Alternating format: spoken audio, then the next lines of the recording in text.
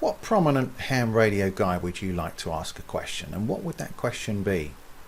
See if it's one of the 4 prominent hams that we've got coming up on Ham Radio Guy. Stay tuned.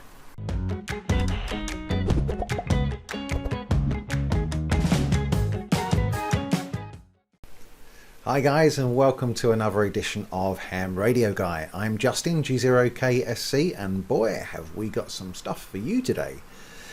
Before going on to anything else, if you like the content, please press the like button. If you'd like to see more from Ham Radio Guy, press the subscribe button.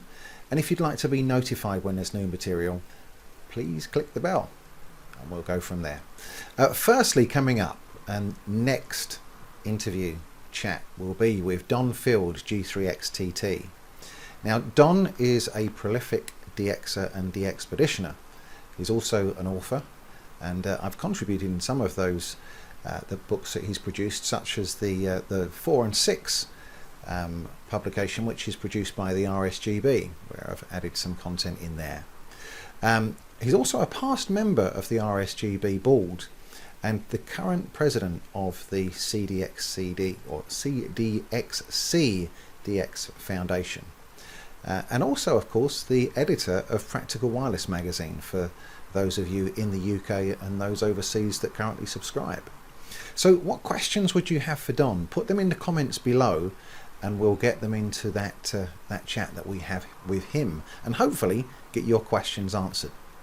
Next on the list is our friend Ray Novak, who's N9JA.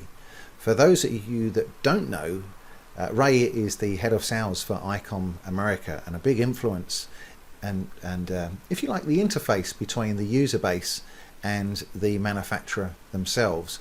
So he's very, very prominent at the various different events that there are online and conventions that we have in the US, and makes many trips backwards and forwards to Japan in sharing that information that he's gathered. And in a past life, he was also in sales and marketing in MFJ. So what questions would you have for Ray? What would you ask him? What would you like to know about getting into the ham radio industry and being a part of your day job, as it were, and not just a hobby? Next on the list, and following on from Ray, will be Dave Leeson, W6NL. Now, he's a big influence for me. I've taken a lot of information from his publications too, and in particular physical design of Yagi antennas, which is very, very difficult to get hold of these days as it's no longer in print. And although there are versions of this that come up and you can find them on Amazon, they become very expensive indeed, as it's very sought after. So Dave was one of the influencers and the pioneer for the superstation HC8N, and he's also been a tech company CEO and a college professor at MIT. But the biggest influence for us guys is that of Yagi design from a mechanical standpoint.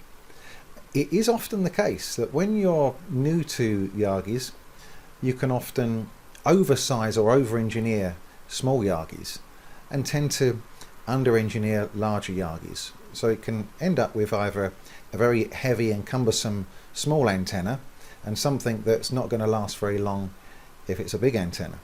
So what questions would you have for Dave? There's a lot of experience in there, and anything relating to mechanical design of antennas is going to be in his forte, his area. Now, another friend of mine, Jim Brakel, WA3FET, who is a legend in the Yagi design field, although many of us perhaps wouldn't know his call sign to start off with. Now, if you've built Yagis, whomever it would be from, whether it's YU7EF, DK7ZB or other, if it's going to be a 50 ohm direct fed split dipole Yagi, then there's going to be an influence from Jim.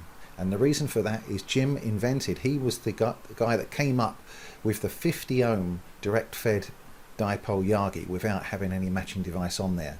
the OWA, or Optimized Wideband Array. That's Jim's design.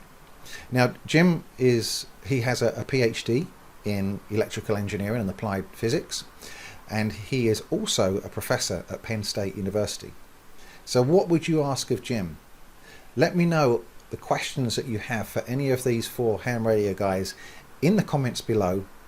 We'll compile them together, and when we have the date set for those chats, I'll let you know what they're going to be, and we'll see if we can get your questions in.